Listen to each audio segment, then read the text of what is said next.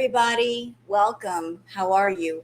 Hope wherever you are in the world, you're having a wonderful day. So, I've got some stuff to catch up on. Last night, very, very late, Chantal went live for about less than an hour. She was obviously high as a kite. And on top of that, just a few minutes ago, she posted a very short video entitled Health Update. I watched it. I've got a lot of things to say. There's a lot of stuff to show you guys on Twitter with the Twitter peeps. So rather than just give a whole lot of dialogue right now, how about we just dive right into it and get straight into the Twitter peeps? So you guys know what time it is. It's time for the Twitter peeps.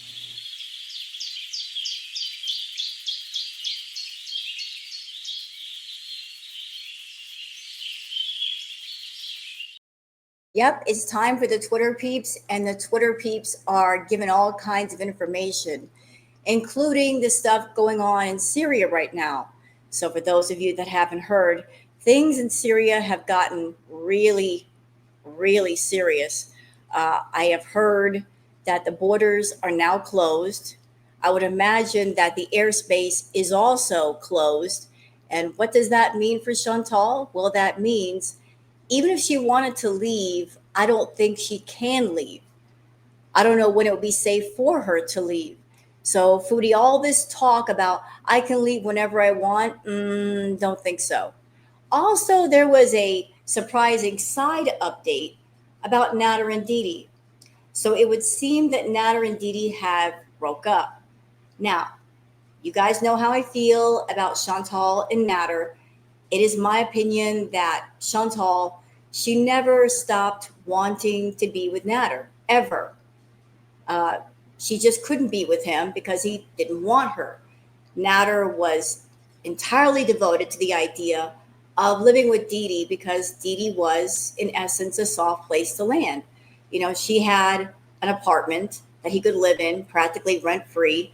He's a scammer, much like Foodie, and scammers are always looking for stability in their targets and in their marks. So he stayed with Didi for the longest, and now they're broken up. I don't know if that means he'll be moving out of the apartment that he's been living in with Didi because essentially it is her apartment, not his. But there's an update about that. There's updates about all kinds of things.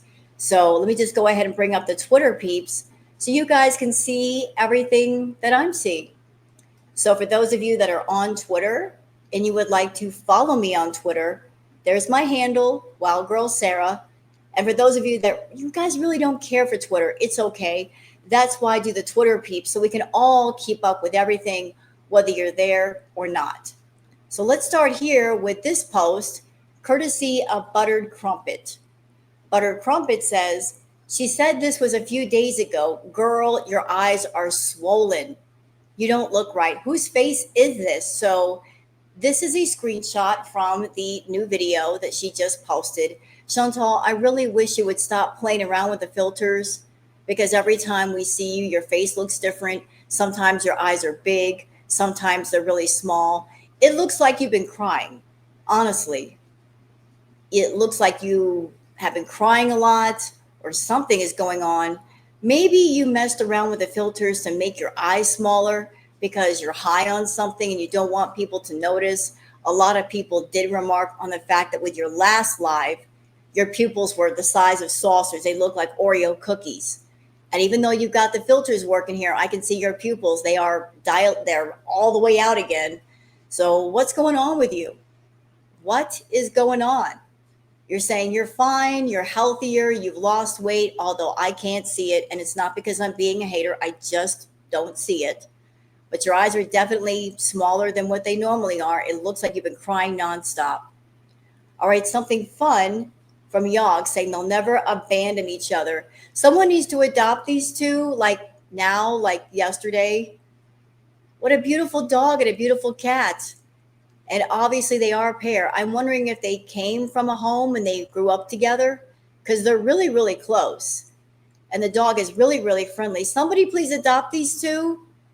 They look adorable. They shouldn't be wandering the street like that. I mean, the dog looks well taken care of, and so does the cat. Are they somebody's pets and they just got out? I'm wondering. Milkers says, what did Chantal, the privileged, white, ignorant, tone-deaf woman say when people said Syria is still not safe? Oh, yeah, we don't understand the vibe. So here is a news clip from Syria. This is what's going on in Syria right now. The borders are closed. I imagine the airspace is also going to be closed. This is going on in Chantal's backyard. Like, she is really, really close to all of this. I would not feel safe at all. No, absolutely not. Florida Salt and Sass says, so Chantal has spent all this time making fun of the living arrangements of others, and they aren't even in their own place at this point. Guess you better curb using your go to insult the people living in mom's basements, cutie. Yeah, I remember Chantal making fun of people living in other people's basements, living in shacks. Of course, we all remember her making fun of the Motel 6, insinuating that FFG lived in a Motel 6 room. I'm sure that if Chantal could just teleport to a Motel 6 room here in the States, she'd do it in a heartbeat. She absolutely would. But this will teach you a lesson, Foodie. This should teach you a lesson, not to make fun of how other people live. People can be perfectly happy in whatever dwelling they choose. You can make a home wherever home is. It doesn't have to be a big apartment. It doesn't have to be a mansion. It doesn't have to be anything expensive. Home is where your heart is, and everybody's hearts are different. Perfectly Imperfect says, OMG. So this, courtesy of Quisay Noor, said, this is Damascus. This is what's going on in Damascus right now. How frightening is that? I feel for those poor people. Wow. Like that's incredibly scary. Very, very, very scary. Oof. And you want to go over there, Foodie? You thought it was safe? Is Salah telling you it's safe and you're in no danger? I would not be believing him. Okay, on to Raptor Watcher saying good riddance to them both. So here is the community post that Dee Dee put out not too long ago, 11 hours ago. She says, hi guys, this is going to come as a shock for some and for others not so much. I am no longer in a relationship with Nader. We have decided to part ways. I am not going to get into details, mostly because I know most of you are not sincerely concerned for our well-being, but mostly are just nosy. It is what it is. We have somewhat grown apart and have different visions for our futures. I don't plan on deleting my channel, but also need some time to refocus, organize, and plan what comes next. Please be human if commenting. What I mean by that is be kind and respect my privacy. Por favor. Thanks. For those of you who can't help yourselves and be rude, mean-spirited, or downright nasty, I am sure to, and then it cuts off. So Nader and Dee Dee are no longer in a relationship. I don't know if that means that he'll still be staying there. I would imagine that he would be, since where else is he going to go? He stayed with Dee Dee because of the apartment, but are they just not in a relationship yet still living together? Or is he going to be leaving at some point? And I'm sure Foodie, if she hasn't already heard of this, she's going to hear of it because she watches everybody's reacts, and I'm sure she watches mine from time to time.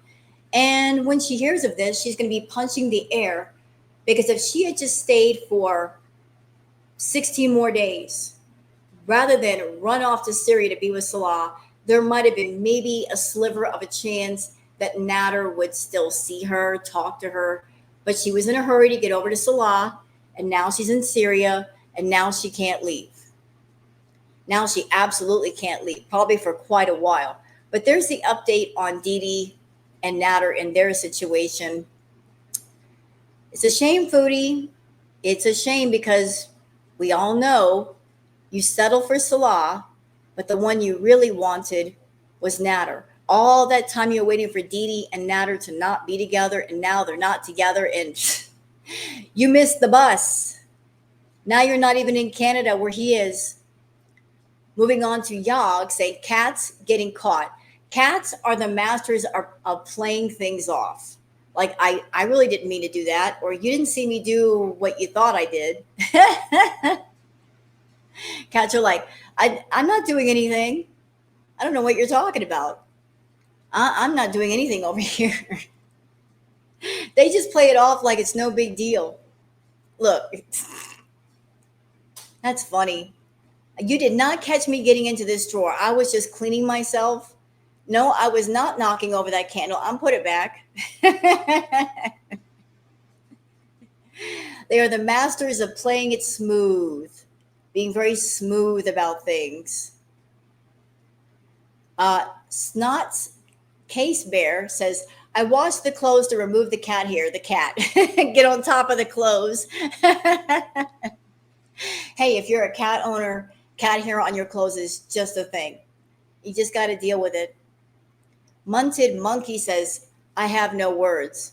Ahmed Mughal says, breaking, a new Israeli airstrike targets Syrian capital Damascus. The Syrian Ministry of Defense is gone. Oh, really? So the Syrian Ministry of Defense just took off? So, like, here was the clip. It played briefly. I don't know if I can play it here because of the sound, but there was a woman who was doing a newscast, and she got frightened because behind her, literal bombs were dropping. And this was the place you want to go to, Foodie? It's okay. Everything's friendly there. I don't think so. All right, everybody, take a deep breath. Please take a deep breath, because this will upset you. This will really upset you. Like, everybody's talking about it on YouTube already. I know I'm late to the table, but there's a reason why I'm late to the table, because I wanted to calm down before I said anything about this. Because if I didn't, I would say a whole lot of bad words that would have gotten me canceled. So Chantal talked about Julia getting a lion cut. Although there were different reasons for getting the lion cut, she swears that it was because it would help Julia stay cooler.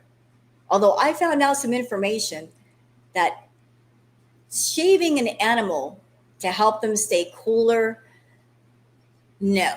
Actually, an animal's fur helps them to regulate heat. But here is the shabby cut that was given to poor Julia.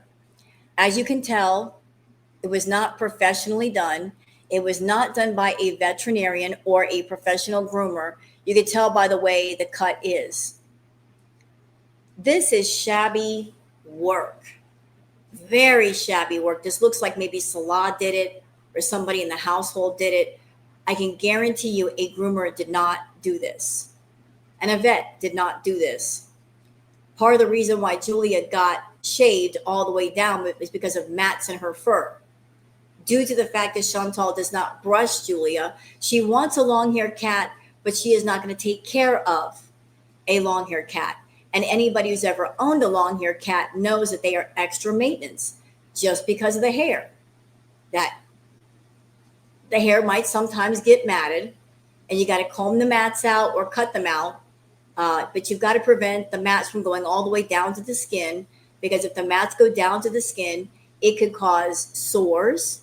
It can cause a lot of pain, skin breakage, all of that. But Julia got shaved due to mats, and also maybe because of sand fleas that were in the house that were biting the crap out of her. So yeah, poor Julia. And Chantal thought it was the funniest thing in the world, her looking like that. Bad Seed says, Foodie Beauty, I feel bad for this cat. Back alley grooming at its best, or its worst, depending on how you look at it. Mean Kitten says, Turd Drop loves Julia's new cut and says it will keep her cooler this summer. Nope, opposite effect. Maybe if Foodie Beauty would brush the cat, then it wouldn't have to be shaved and risk overheating. So here's the screenshot here, or the little receipt. No, shaving a cat does not typically help keep it cooler. It may actually make it more prone to overheating. Cat's fur acts as insulation, helping to regulate their body temperature by trapping cool air against their skin in the summer, according to Pet MD. Shaving a cat can disrupt this natural cooling system and make them more vulnerable to sunburn and overheating. So good job, Chantal. You're saying I was helping her to stay cool. You might have made the heat situation with Julia even worse. Enigma 2025 says, "Why is Julia skinny?" She asks. "You neglect her. She doesn't eat enough. She's skin and bones." Then she laughs as if being neglectful is funny. Starving a cat is funny. She abuses cats, and this is abuse. She starved BBJ. Has anyone seen Julia eat yet? I can't remember seeing Julia eat. What exactly are you feeding her, Chantal? If you and Salah won't even bother to get her proper cat litter, are you getting her proper cat food? Are you taking her to the vet to make sure she's not sick and making sure that's not the reason why she's not eating? Cats sometimes don't eat because they might be sick, they might be overly stressed, they might not be getting proper water in their diet. Is she getting enough water? Is she drinking enough water? I mean, you're the cat mama. You're supposed to be. Are you looking in on every reason why the cat is losing weight or not eating? I don't think you are, but let's watch the clip. And by the way, Chantal, since she just got shaved, I wouldn't be touching her for at least 2 or 3 days because she might be overstimulated. Her fur, her skin is going to be very, very sensitive. Julia hates you. Leave her alone.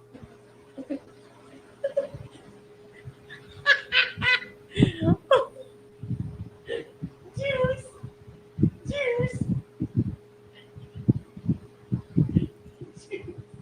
You have stick legs. Why is she skinny? Feed her more. You feed yourself pretty good. Feed her more food. I never knew she was this skinny. Even if you had known, would you would have cared? Even when you had BBJ and BBJ had all of her hair, you could tell she was way underweight. Did you care then? No.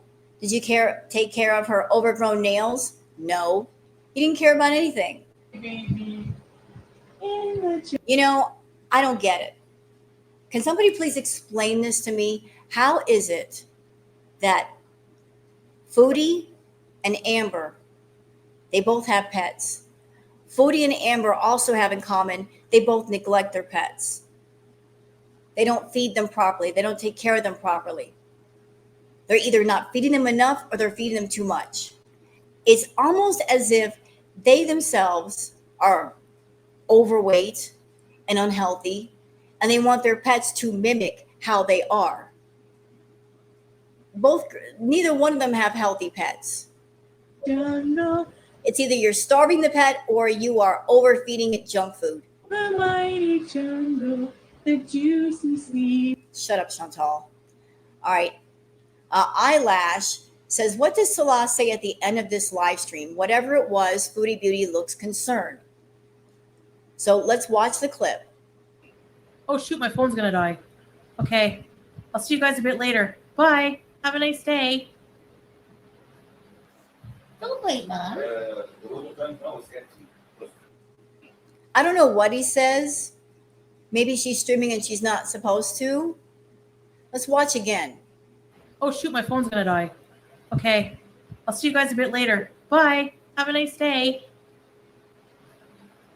Don't wait, Mom. Yeah, I can't make out what he's saying in the background. He's like way away from the microphone. L's RPH says, "Nah, Foodie Beauty, she hated you long before this terrible haircut." This is the name of her live stream. My cat probably hates me for this. Oh, she's got a myriad of reasons to hate you. And I'm sure she does. And that's why every time you pick her up, she doesn't want to be around you. She wiggles away from you. Tweets Are Us says, "Foodie Beauty, you can't even be bothered to waddle to the immigration office, but saying we buy all the food to make dinner with. Where are you prepping the food at? You can't even use a single burner without freaking out. Maybe look up the current stats on people starving." Yeah, and let's talk about the food situation. We saw the kitchen area where she's staying at. The stove does not look like it can be used. The counters are not properly wiped off. Where exactly is she making her food? But here's the community post saying, "How does my husband spending $17 on a meal for us both equate morality? You do realize that not every single person in Syria eats only bread and water, right? We are not the only ones here who eat at restaurants. But if you want to loosen the pearls you are gripping so tightly, think of it this way. We are helping small business owners stay in business, and I am darn sure they would have no issue with us buying dinner from their establishments so they can feed their families. Why does the hate mob try and place the entire weight of Syria's political and economical issues on my shoulders? LOL, get real. We feel for the people of Syria and help in many ways we can. When we go to large gatherings, we buy all the food to make dinner with. When someone is begging for money, we give it. When someone needs a ride for them and their kids to another village, we give it. At the end of the day, though, we don't have to prove any of our decency to indecent people on the internet. You're claiming all these things, Foodie, but where's the proof? You're saying a whole lot of things that you do, but where's the proof? I don't think you go outside. I don't think you want to go outside. I think if you went outside for any length of time, you would get a lot of unwanted attention. You would stick out like a sore thumb.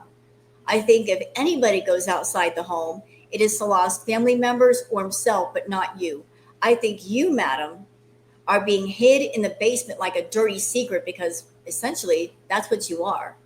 You're a dirty secret and you are his pay pig. You are the money maker. You make the money. You give the money to him. He goes out and gets stuff and he brings it home to you. So you don't go outside and attract attention. He tries to keep you inside as much as possible. As far as when someone is begging for money, we give it. Proof. I want proof. Where's your receipts on that you actually give money to people? And as far as someone needing a ride for them and their kids to go to another village, madam, you can't drive there. It's not you driving people from place to place. If anything, it's going to be Salah. So you're claiming things that you do that obviously somebody else has to do, but not you. And I will give you one. I'm sure that the people who run restaurants, they are very grateful for any business they receive. So maybe you going to a restaurant does help them out. But at the same time, you can go to a restaurant and spend money on a normal meal and then take the rest of the money you would normally spend on junk food and help people out in the community, which I'm sure you're not doing because you're focused on feeding your face versus somebody else's face. So here's her being defensive about going out to a restaurant and spending money at the KFG when she didn't have to and when she shouldn't have done it. Moving on. All right. Bad Seed says Captagon, related to amphetamines, enhances dopamine production and thus may promote feelings of well-being, pleasure, and even euphoria. It is an inexpensive and addictive substance that may be used to sharpen concentration, promote feelings of well-being, and increase stamina. And this is just my opinion. I have no receipts. I have no screenshots or concrete proof. I think Chantel, more than likely, is doing Captagon over in Syria, and if not Captagon, something similar. And why do I say that?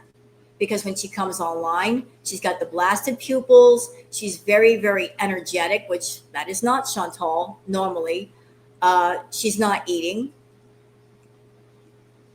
Rewinding the clock a little bit, for those that have been around a long time, if you remember when Chantal was at the Canadian Villa with Pete's and she was seeing Natter, she was doing the Coca-Cola.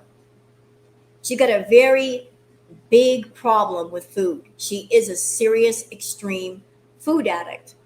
She got a very big problem with food. So it would take something equally as powerful to stop her from eating for any length of time. So the only thing that stopped her from eating back in the day was Coca-Cola, correct? She did lose some weight on the Coca-Cola. She was energetic. She was up all night doing those crazy 6-10 hour live streams that the reactors had a heck of a time keeping up with. She was just go, go, go, go, go. And now I'm getting similar vibes with her over in Syria. So what is it that could keep Chantal from eating? It has to be something outside of her rather than something inside of her. I'm also going to put on a tinfoil hat and present a theory. Here's my theory. Chantal's in Syria. There is a food shortage going on there. Food is not plentiful, it is not readily available. Chantal went to Syria as an extreme food addict. She is someone that back in Kuwait, to maintain being 500, 600 pounds, she would have to eat an average about 7,000 to 8,000 calories a day, every day. That's to maintain her weight. Now, if she went over that, she would gain more weight on top of the weight she already had.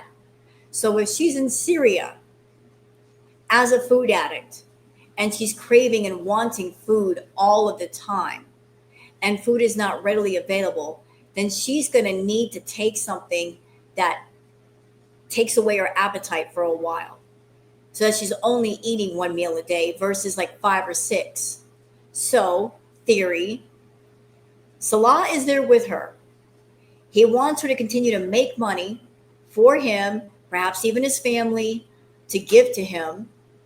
He may be concerned that if she keeps eating at a rapid rate, that something might happen to her. She might become bedbound. She might have a medical emergency.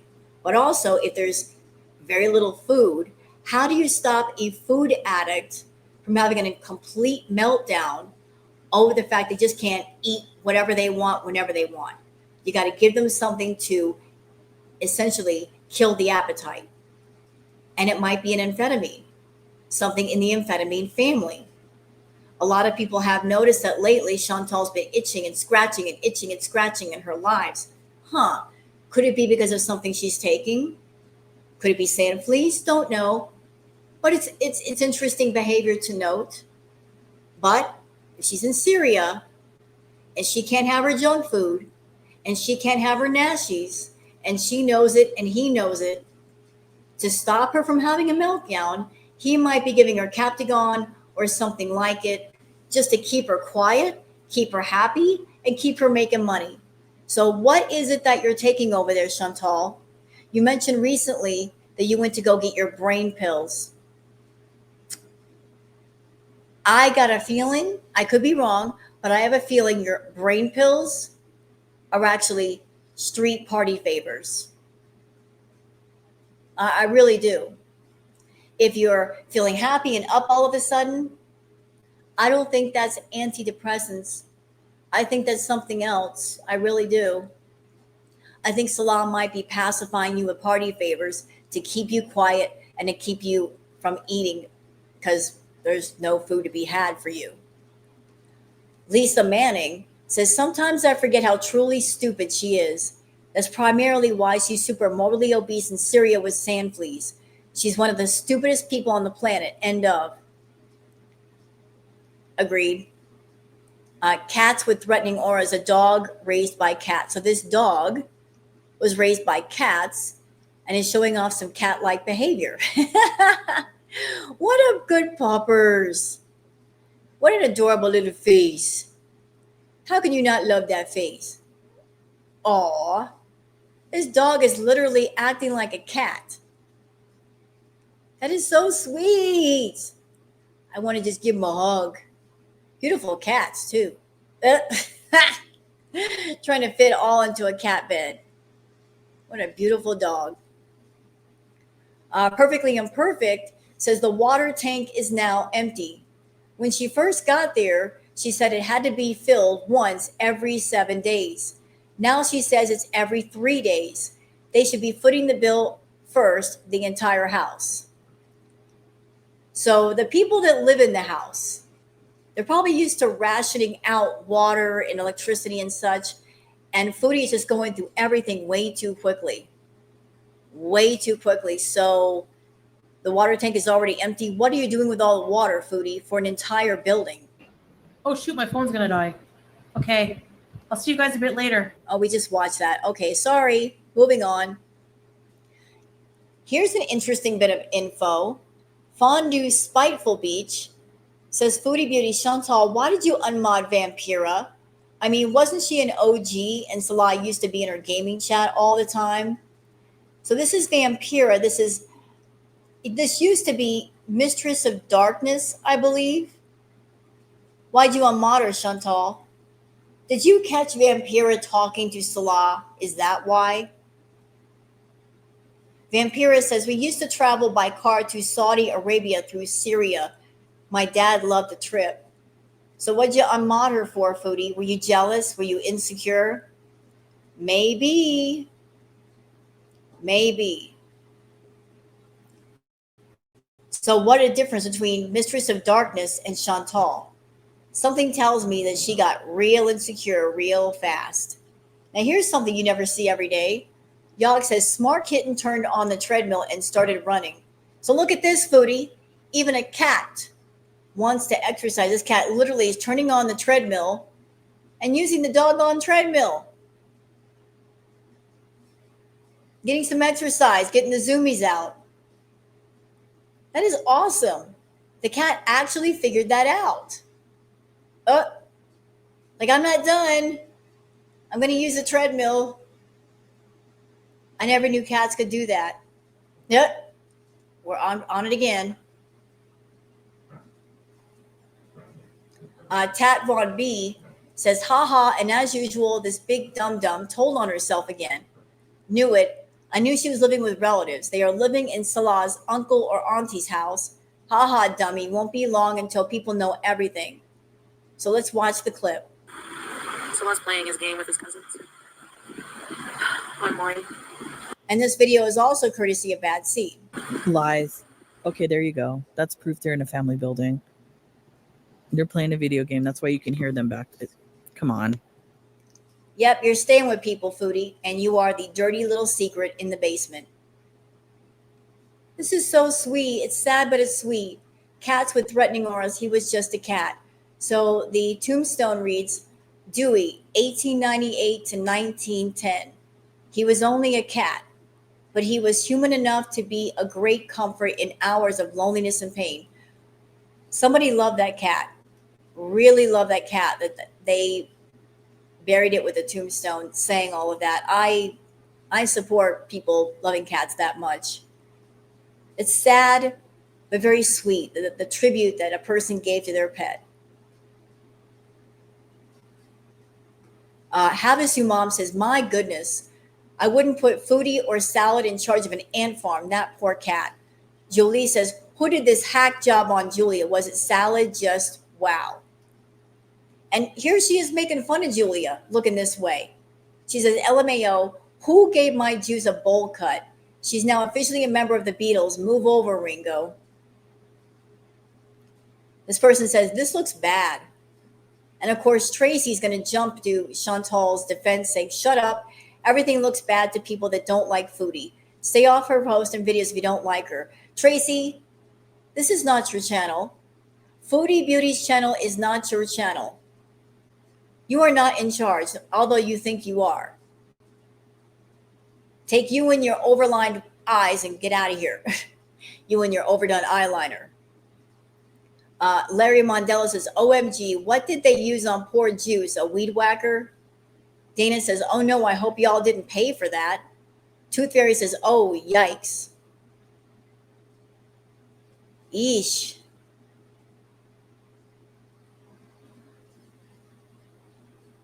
I found myself in Wonderland, says Miss Juice looks like she's plotting to file a lawsuit. So even the Beezers said to Chantal, look, this looks really bad. It looks really, really bad. Post of Cat says, sweet, chunky, chocolate chip baby. Oh, what a chunky boy. Beautiful cat. Love the coloring on that cat. Now, Foodie, pay attention. This is an actual lion's cut. Nothing But Love says, when my cat was old, she didn't groom herself as much, and she made it almost impossible for me to brush her. So we contacted the vet, and after blood work, making sure she would be okay to be sedated because of her age, they shaved her. This is an actual lion's cut. You could tell that was professionally done. It looks very uniform, and the owner took all the precautions before getting the cut, with the blood work and all of that. That's an actual lion's cut, Foodie.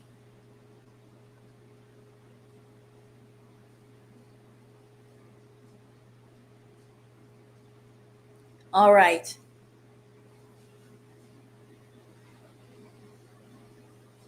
What else we got here? Dole. Cats with threatening aura says, what are they talking about? Well, they're having an entire conversation. You guys want to hear? Let's watch.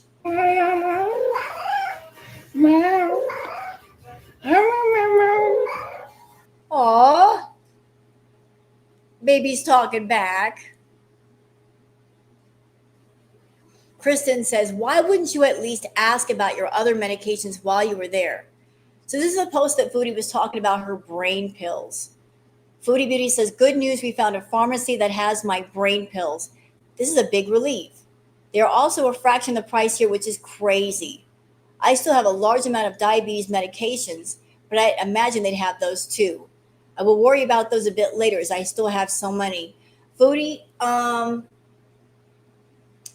do you know those were antidepressants? How do you know that they weren't something else? And I'm sure you did find a pharmacy. It was called Dr. Feelgood. I'm sure Salah talked to some people and said, what do you got? And got a large batch of whatever it is and gave it to you. And that's why you're acting funny on live stream these days. Yeah. Like you don't know what you're taking. You have no idea, or if you do, you don't care.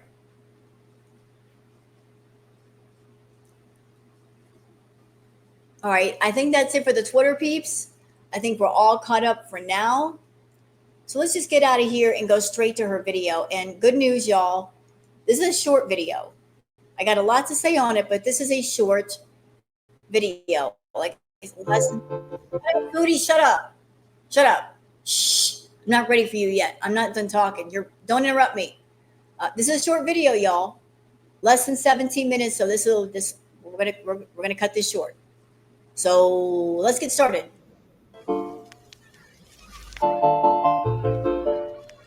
Hello, Foodie. There's a reason why I'm including her intro. Foodies? Hi. And this is why.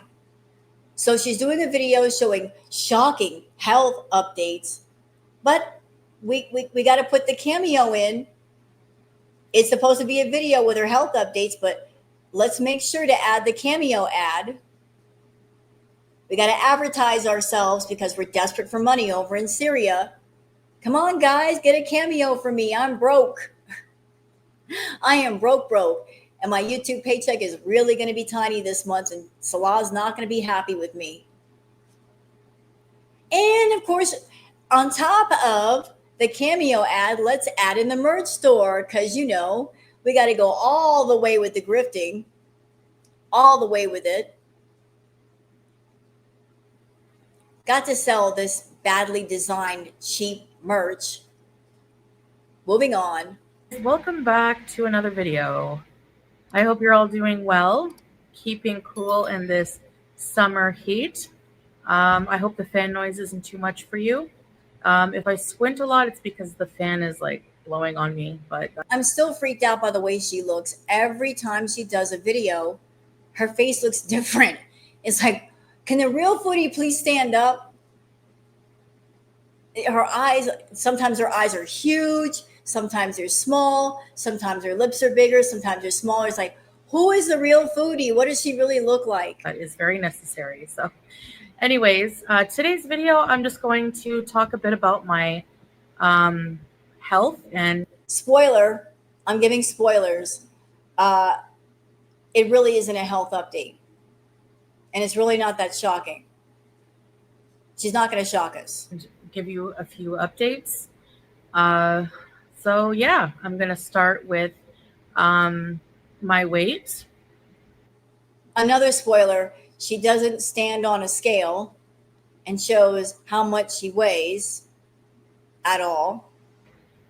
Now, I don't have a scale here yet, but So how can you comment about your weight if you don't know how much you weigh? How? my husband Salah did say that he was going to pick one up at some point for me. So do they have bariatric scales in Syria for less than $1,000? Because that's what you're going to need. Regular bathroom scales are not going to cut it. You need a bariatric scale that you stand on that have the the things that you hold on to. You need one of those. So that will be coming. I'd like to keep track. But even without a scale, I've noticed that just, I guess, the stress on my body recently with traveling and just adjusting to a new lifestyle that's not the same at all, really, from what I'm used to. I'm used to a more sedentary lifestyle, and I'm used to eating a lot more. So just based on those factors alone, and oh yeah, and perspiring quite a bit every day. I don't. Foodie, sweating does not help with losing weight. You realize that, right? You don't sweat out your fat through your pores. You sweat out perspiration. Know if that makes a huge difference, but it probably makes somewhat, at least for some water weight. So I will show you just, I guess, how this shirt, I always use this shirt. You know what, Foodie? You've been in Syria for what, a couple of weeks? And maybe the losing weight part is not you losing actual weight. It could be that you're just not as bloated as you normally are, because back when you were in Kuwait, you were eating a lot of high salt foods loaded in sodium. And high sodium foods will make you retain fluid. It'll make you more swollen. So maybe while you're in Syria, you're not eating as much and you're thinking, I've lost weight. No, you're not just simply bloated out from salt and sodium. That I got in Thailand, kind of as like an indication of if I've lost a bit of weight or not. And just by the way this is fitting, to the point where I can actually wear it out. But you never go anywhere. Because the buttons are not bursting at the seams, then I know that I've probably lost a couple of inches or so, a little bit of weight. So just being less bloated, this shirt is fitting a lot better. And for that reason, can I just go on record as saying that Chantel, she likes to troll people and she likes to lie. So would it be beyond the stretch of the imagination to imagine that if Foodie wanted to troll people and say, I've lost weight, even though I'm eating 6,000 calories a day, would it be beyond the stretch of the imagination to think that Chantal, to make people believe that she lost weight, that she would get the same shirt in different sizes to make it seem like, oh, I've lost weight. I'm going to put on a bigger size and it'd be a lot looser on me. And then I can tell people I've lost weight. I would say that I did lose a little bit. No, I still have a long way to go. And I just want to also emphasize very greatly that I did not come to Syria just to lose weight. We know. We know why you went to Syria. You went to Syria because you don't like being alone. You don't know how to do alone very well. You're always got to be with a man. Something weird in your brain says, I have to have a man around. And not only do I want a man in my life, but I want him to be like a combination of a boyfriend daddy. You got daddy issues and you kind of project that on whatever man you're with. And it's really prominent right now with Salah. Like, you didn't act this way around Pete. You didn't act the way you do now around BB. You certainly didn't do it around Natter. But whenever you get around Salah, you start talking in that ridiculous, creepy baby voice. You act like a toddler. I don't know where it came from.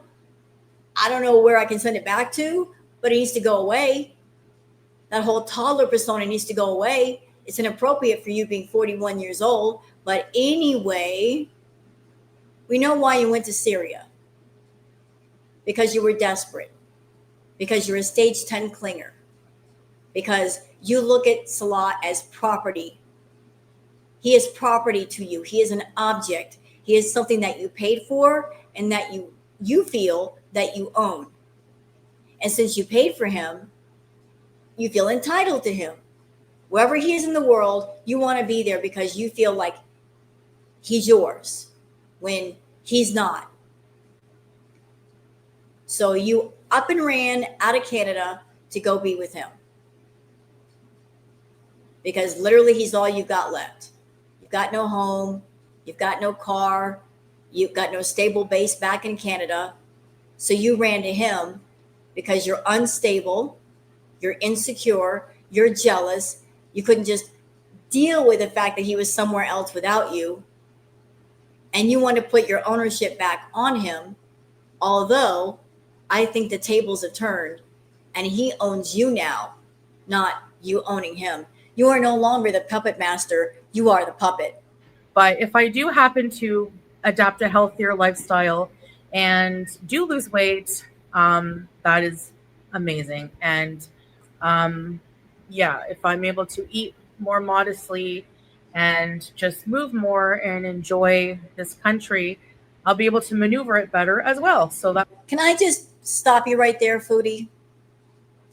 If you have the thought that if you lose weight, that Salah is going to be attracted to you, that maybe something physical or sexual or romantic is going to happen, let me just save you the trouble. He doesn't like you. He does not like you, and you have been far too bossy and difficult and unstable, and I'm sure that's very unattractive to him. There's nothing about you that he likes or loves or is attracted to. You could be 120 pounds. He still wouldn't have sex with you. It's just not going to happen. So if that's the thought, that if I lose a little bit of weight, he'll want to do stuff with me, he doesn't. You're just not his type. You're not. Your weight does play into it, but your personality, who you are, the fact that you're not clean. You don't brush your teeth. You don't take a shower. You don't care if you smell. You don't care if your breath stinks. These are very unattractive things to a man.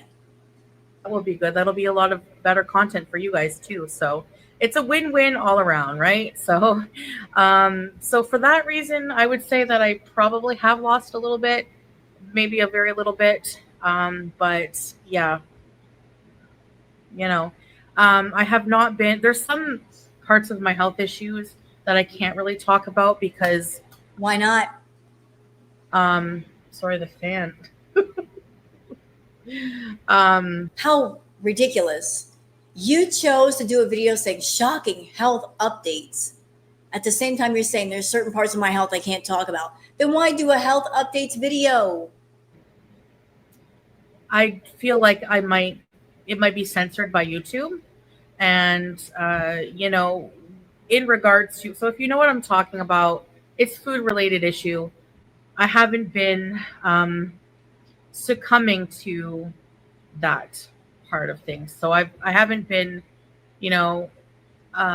overeating pretty much at all.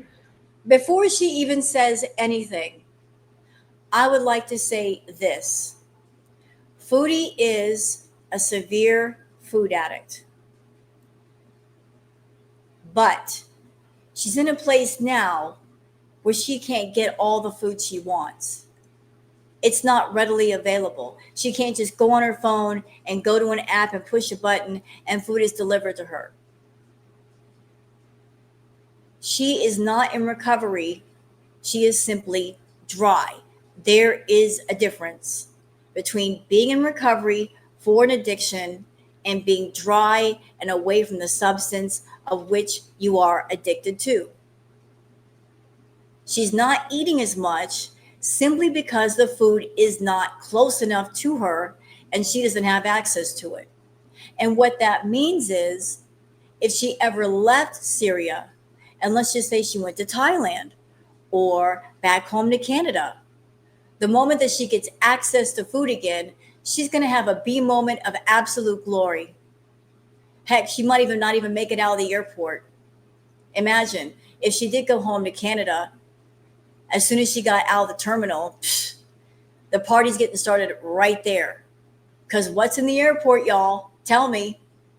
You got Burger King, you have McDonald's, you have Starbucks.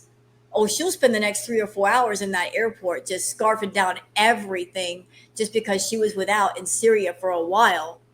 Oh, heck yeah. Ooh, she's surrounded by all her temptations and nothing holding her back. So she's dry right now.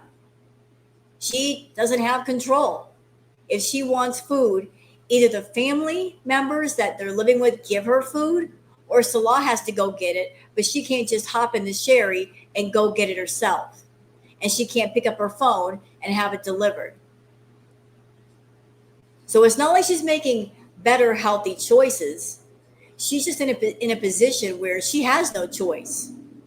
I've just been eating very modestly. The majority of my diet is, how do I say, like real food? Like, And why is that? Why is her diet healthy food? Because that's what the family is giving her. That's what they have, and that's what they give her. Because they're not about that life of eating fast food. So she has to eat what they eat or go hungry. more natural, though I do still eat some junk. Like sometimes I'll have a package of Indomie.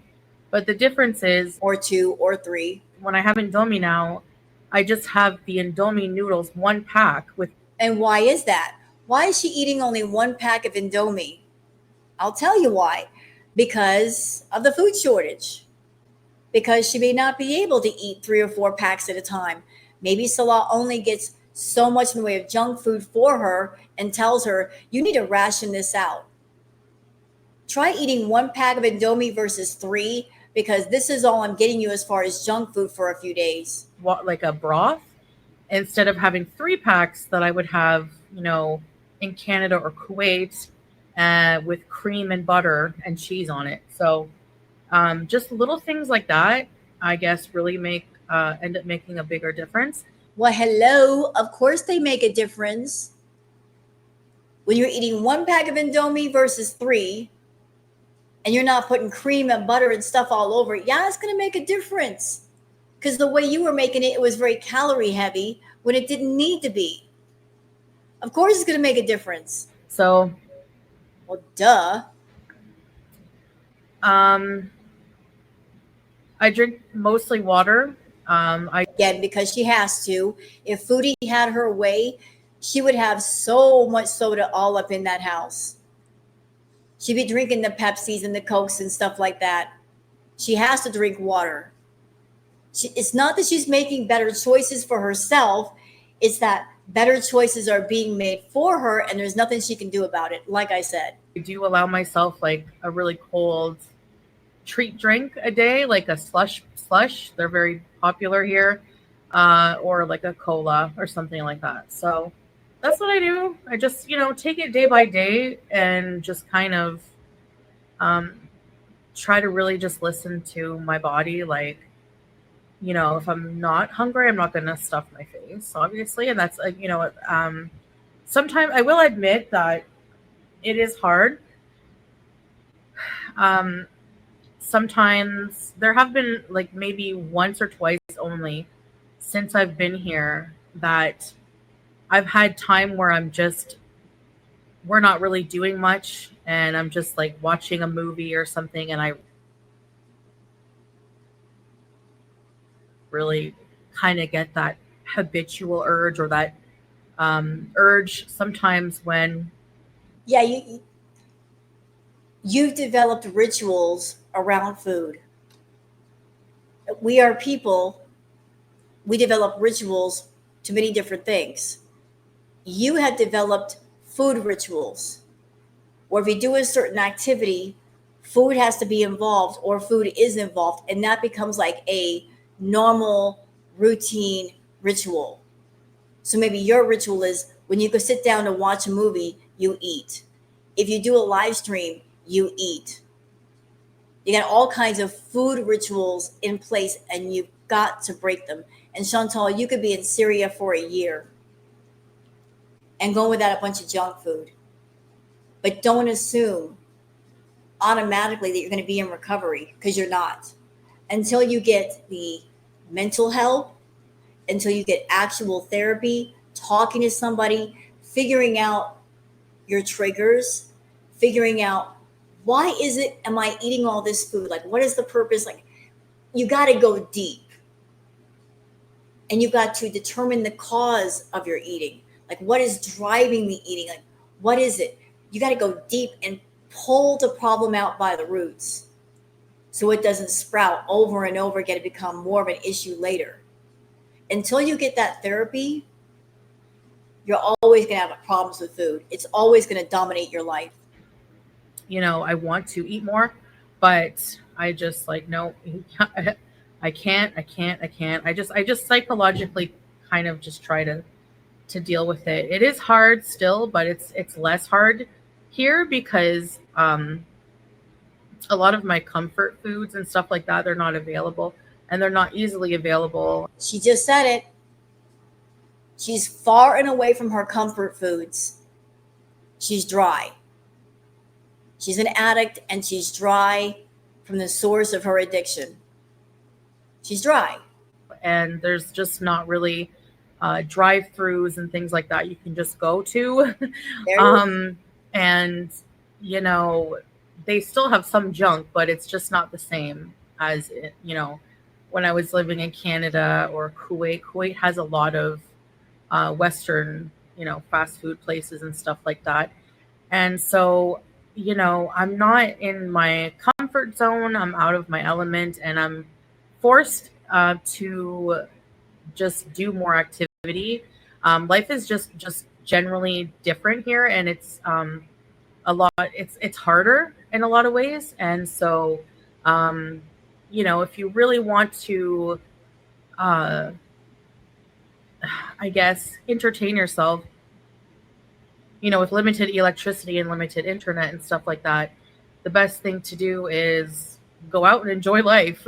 You know, go to a park with people and go visit people and just go for walks and stuff like that. So, but obviously you're not doing any of that, because if you were, you would have new stories to tell us, wouldn't you? You do live streams, and you're constantly talking about the past. You're always talking about the past, and I love this face. I am a fan of collecting Chantal's many expressive faces. I love this face. Chantal, you're giving me face today. Your face card is working for me, girl. That's going to be my thumbnail. Thank you. But going back to what I was saying before your face interrupted me, if you were going out, if you were spending time around people, experiencing things, why aren't you talking about it? I would think you'd want to talk about it. You need stuff to talk about for your live streams. You need content. Why are you having experiences and sharing them with your audience? You say you're going out and doing things, but nothing to say about it later? Weird. we've been doing a lot of that, and Doubt that. It's hot outside. You want nothing to do with the sand fleas. You want nothing to do with the heat. Why are you lying? You're sitting inside the house with fans on you. There are always fans on you. So how can you deal with going outside where there are no fans? that's been, I guess, beneficial to my health in a lot of ways. So Yeah, but that's what people have been telling you for years. Haven't they? Your family, doctors, the beezers, even the reactors. All of us telling you, like, stop eating all that doggone food. Go out and do something. Exercise. Didn't your doctors tell you? Cut out the sodium and all that stuff. People have been telling you that for years. Did you ever listen? No. But now you have to listen. And shocking, now you're finding out, oh, if I cut out the junk food and I move around more and take care of my health, it's beneficial. What a concept. Who would have thought? that's the part of the weight update. Now my diabetes. So I took my blood reading today, and actually that inspired this whole wanting to do this update. Chantal, can I tell you something? Do you know what makes a lolcow a lolcow? Lolcows overshare about themselves. You're constantly oversharing. That's what makes you a lolcow. 1 minute you're screaming about, I want my privacy, I'm entitled to a private life. And the next minute you do something like this where you're oversharing. You're talking about your diabetes. You're talking about your diabetes medication and your weight. You don't know how to have a private life. But that's essentially what makes you a lolcow, is you share too much because you're so desperate for content. And it's weird. You want people to care about you, as many people as possible. You want people to care about you and what's going on with you. At the same time, you don't care about you.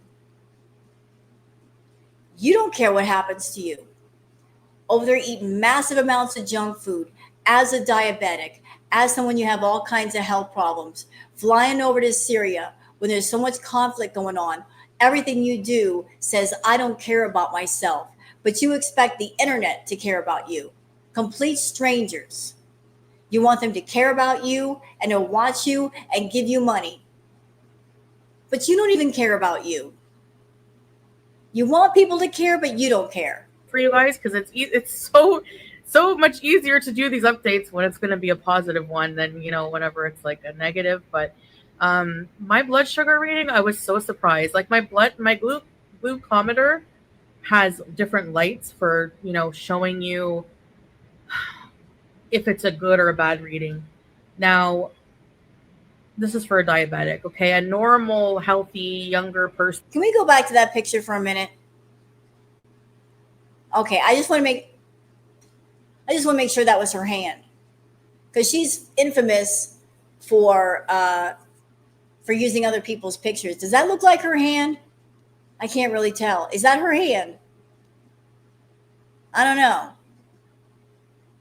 It kind of does, but it kind of doesn't. If it's a good or a bad reading. Now, this is for a diabetic, okay? A normal, healthy, younger person, of course, their blood sugar will be like 5 mmol when fasting, or after eating, it might go up to 6 or something like that. Not much. So, even more, I'm not sure. I don't remember the parameters, what they are for after eating. Okay, so this is the chart for blood glucose levels chart.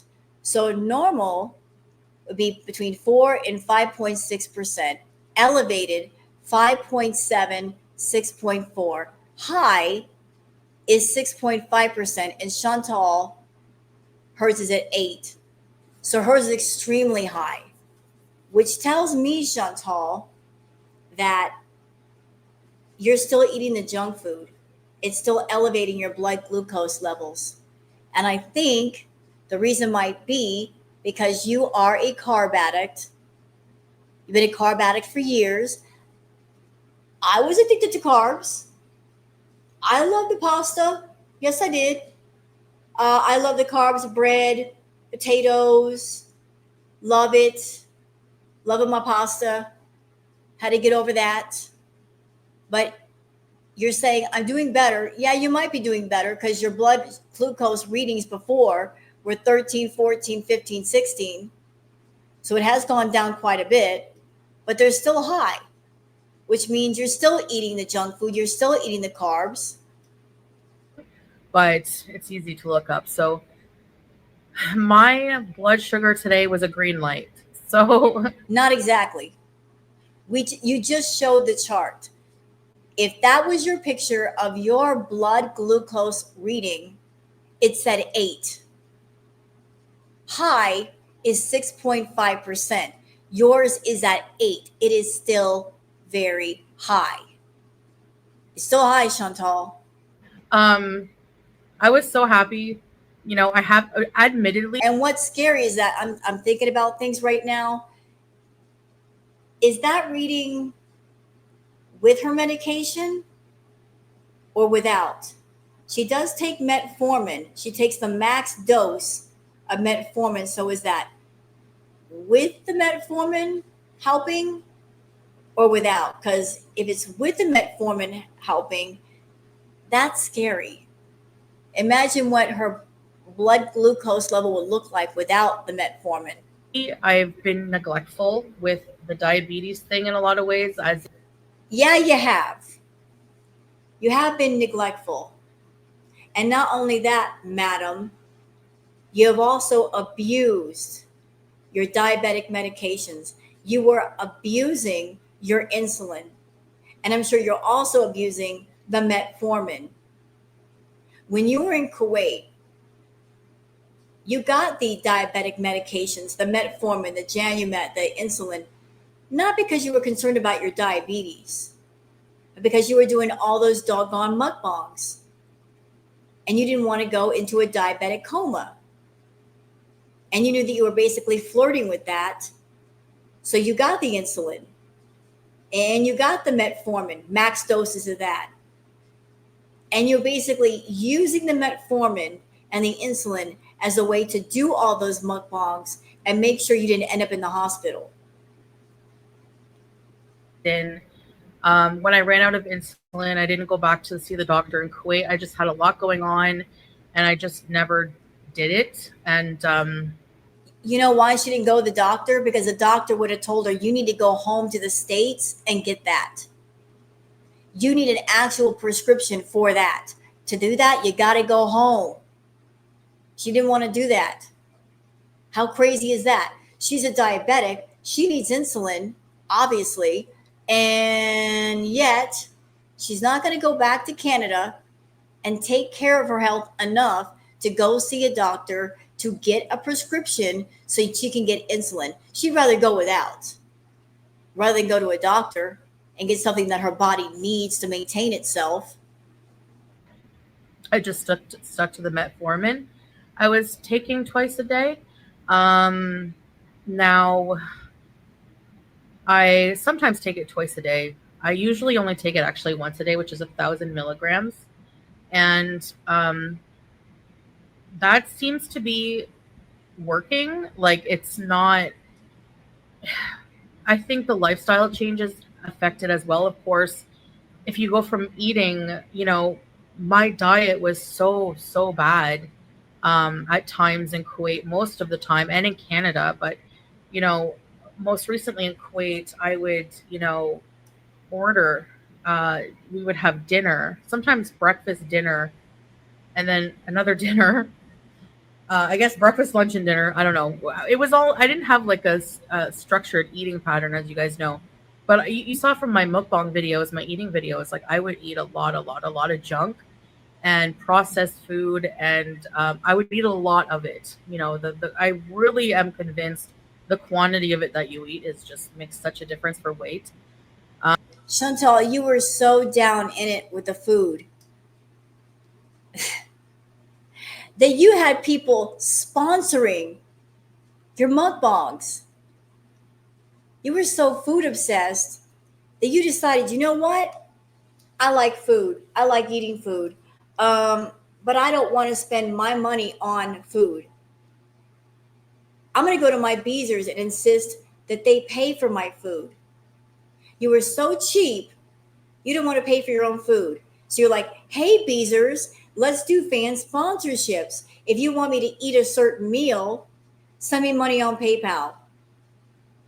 And they did. They sent a lot of money on PayPal. And some of the things they paid you for, you never did. There were meals that were paid for that were never done. Or you would find a way to cheap out, take the bulk of the money and put it in pocket and buy the cheapest thing possible. Or if you weren't doing that, you were going out to restaurants and having meals that other people paid for and actually having the nerve, the balls to complain about it. But that's how bad your obsession was. That you were buying food and then you decided, I don't want to spend my money on food. I want other people to pay for my food. You were eating all the time. You're just surrounded by enablers and feedies, and they were very happy to keep you fed as long as it satisfied their fetish. And I'm loving this face too. She's giving me face shots for days today. Hold still, Chantal. I'm loving my pause game today. Hold still, Chantal. I might use this as my thumbnail. Where's my thumbnail? I'm going to make it later. All right. More face cards. All right, go ahead. So I would eat tons of fast food, sometimes 2 to 3 times a day. And then I would have snacks like just chips, cheese, Indomie. Like the amount that I would eat actually, like it's just when you really like think about it, yeah, it does make you sick just thinking about it. And I had a lot of issues. So a lot of issues with food, and just a lot of dark times with food. And You know what I think? I think you were treating your own body like some sort of machine, and you expected your body machine to keep up with all the abuse that you were heaping upon it. You thought you could just eat and eat and eat and stress out your heart, your liver, your kidneys, your body, period. And all you had to do is just take a few pills or eat some sea moss or mountain garlic, and it would make everything all better. You've made your body incredibly sick.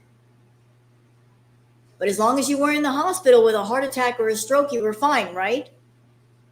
so, of course, the metformin wasn't enough, right? It just wasn't enough holding the blood. I mean, I just had too much um, blood sugar for it to, I had to be on insulin. Like I had to. And Think about this, Chantal.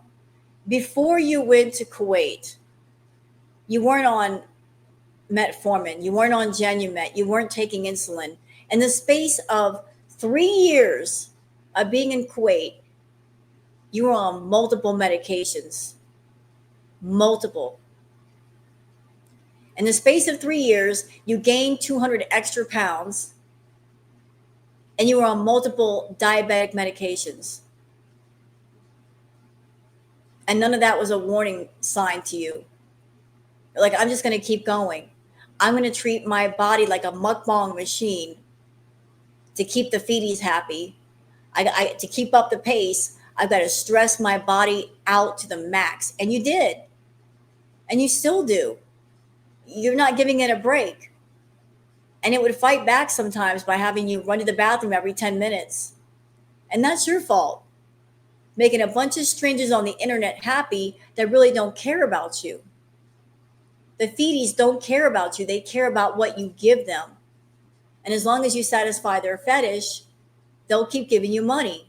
And then if something medical happens to you and you're in the hospital or the casket, they'll move on to somebody else and they'll forget all about you. They won't even shed a tear for you. I find that now, that I'm eating maybe like even less than 1/3 of what I was eating and moving more, I find that makes a difference because, moving really does affect your blood sugar and in a positive way. So yeah, that's my blood sugar reading today. That was my fasting blood sugar, which is still, I know, kind of high. Chantal, going to bed and sleeping does not qualify as fasting, especially if you go to bed with a full stomach. How can that be considered fasting? You're not going to bed with an empty stomach. You're going to bed with something in it. Like if you go to bed with, say, after eating Indomie or snacks or whatever, you still got food in your stomach when you go to sleep. And it takes longer for your body to digest all that stuff, but your stomach is not empty. So sleep does not qualify as fasting. But for me and my like diabetes standards, that's really low. That's 3.3 points away from being optimal, super normal, and that's without insulin. So, and I hadn't taken my medication. I'm wondering if she's slowing down on the fast food because she doesn't have her insulin. She doesn't have that backup that if she wants to go wild with the food, that the insulin will save her from a diabetic coma. So she knows she's got to cut it all the way down, all the way back, because she doesn't have enough medications to stop her from possibly going into a diabetic coma. Yet today, So whenever I do have my main meal, I will have my metformin. And yeah, that's the update for my diabetes. I am no longer taking the insulin. If in the future, I'll keep track of my blood, and if I see there's an issue with the blood sugars again and they're going up again, I will seek out medical care for that. And Yeah, good luck with that in Syria. Due to everything going on in Syria, you're not going to get the best medical care, Chantal. And you're someone with you got a lot of health issues, serious health issues. I don't think Syria could help you if something serious happened to you. possibly have to go back on something, but yeah, I think that's about it for the diabetes update. One other thing I want to talk about is mental health. Mental health, from what I read on the internet, when I kind of Googled, are antidepressants available in Syria? And the general answer that came up was they're very hard to come by because mental illness is seen as taboo. That part right there. So you did your research and you found out that antidepressants are very, very hard to come by. But isn't it sus, Chantal, that Salah was able to get them for you? How is that? How did he come by antidepressants just for you? Is it one of those things of you got to know somebody who knows somebody who knows somebody? How did he come by them so fast just for you? And that actually, And are you sure that what you're taking is an antidepressant? Are you sure it's not something else? Because if he's just giving you pills, you have no idea what's in those pills. You don't know how much of anything is in those pills. He's just saying, take these and you pop them in your mouth and that's it. But you have no idea what's in them. It could be anything. is true and not true. We actually did find a pharmacy that has my brain pills. So the exact brand and everything. So I was just so happy that we found a pharmacy that Chantal, I seriously doubt that you were with him when he went to the pharmacy. I think the bigger truth is that you stayed at home and he went and got stuff for you. So if that is the case, how do you know what he got? You don't even know how to speak Arabic or Syrian. So if you got a little bottle of something, how do you know what it is? You don't know. has them, and they were a fraction of the price. That should have set off alarm bells in your head. That you're getting antidepressants in a place where they're hard to come by. So if they were real antidepressants, wouldn't the price be high since they're hard to come by? And I'm sure maybe more than one person in Syria wants them or needs them. That should have been a red flag. That something is hard to come by in a country and yet someone is allegedly finding it cheap versus it being expensive, which again leads me to believe that the brain pills you speak of are not antidepressants. They are something else, maybe something of a street variety that is sold cheaply, like say Captagon. Of what they were. And first of all, they were most expensive in Canada. For name brand antidepressant, it was like I think $95. In Kuwait, for the same name brand antidepressant, it was I think it was like 7 KD or 8 KD. I don't remember what that is. Times that by 4. It was about 30. Chantal, I know what you're trying to do. You're trying to act like a smart shopper and like, oh, I was spending so much money in Kuwait and Canada for my medication, and now I'm here in Syria and it's so cheap. I see what's up. You're trying to act like a bargain Betty. I'm a smart shopper. Look at me. I'm getting something for cheap that normally is expensive. But are you getting what you paid for? Are you sure? $30 or so. And then here it's 2 KD. So that's like, I'm sorry, any pill or pills that cost $2 a piece? Sounds like street stuff to me. $8, something like that. It's really affordable. So that's a plus as well. So some things are more pricier here, but a lot of the things are very affordable in ways that are surprising, you know? Chantal, like I don't know what you took, but keep this in mind. If it's something of a street variety, something addictive, there might be a reason why you're getting it so cheap. And that's because the person who's getting it, they want to get you hooked. They want you to get addicted to that substance. They want you to get so addicted that you buy more and more and more and more, and you're forever a repeat customer. And you get a very addictive personality. It's very easy for you to get addicted to something. So it might be a case of, you get something really cheap at first, but then as your tolerance builds up, you need more of that thing. And whoever's selling it to you, they know they got you hooked. And you'll keep coming back. You will be a faithful, loyal customer to them. So so that's that. I tried coming off of them again, and a lot of people, I know I shouldn't just never do that. Never just come off of antidepressants without medical supervision and without tapering off, but I thought I was in a place where I wouldn't have access, and it might not be possible to always, to travel to a place nearby where they have some. Who knows what the circumstances? What if it happens sometime where you don't have access to them? So I was trying to prepare for that, and I thought.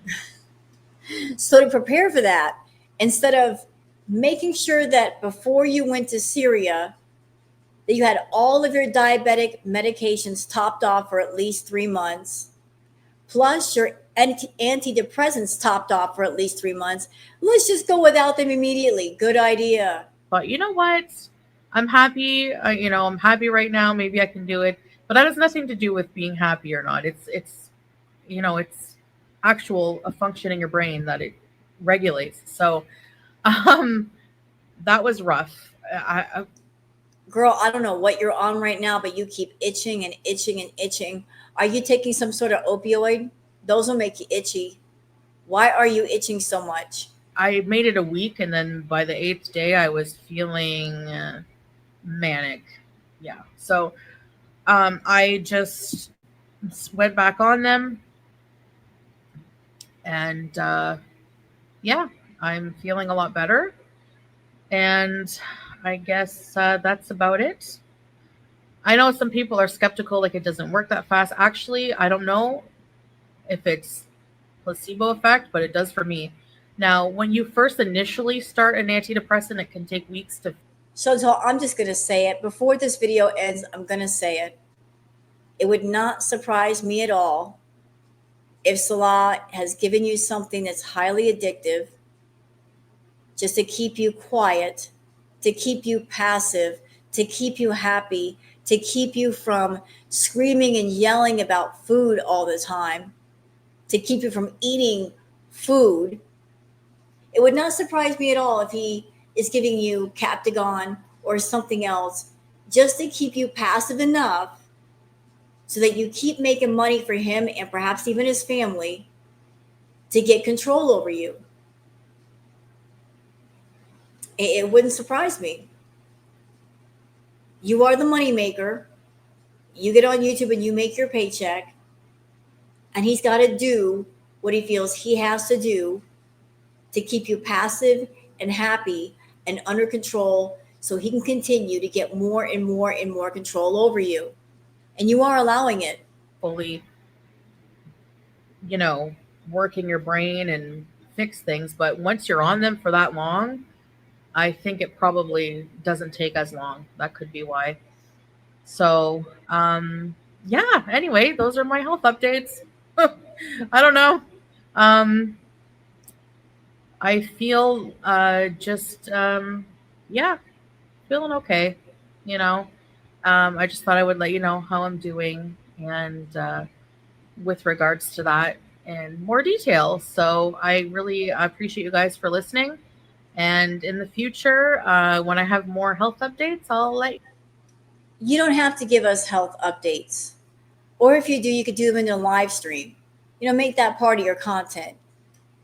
But I know what you're doing, Chantal. You're desperate for money. You are broke. So you're like, let me just splice everything up so I can do individual videos in live so I get more Google AdSense.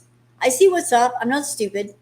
All right, you guys, that's it for this react to our health update video. I'm going to go ahead and post this to YouTube and get myself some lunch and then react to her live. So I hope you guys have enjoyed, and I'll see you guys on the next one. Until then, take care of yourselves and each other. Bye.